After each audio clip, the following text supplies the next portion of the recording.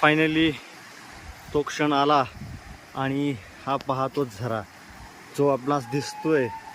ते पाणी वाहतं, खळखळतं पाणी आणि या पाण्यानंतरनं हा हे झरे साईडचे तो मोठा धबधबा बघा.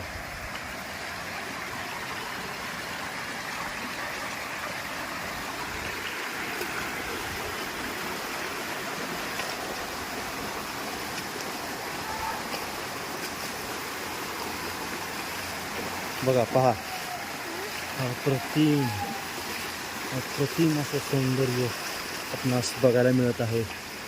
आणि हे नजारा पहा.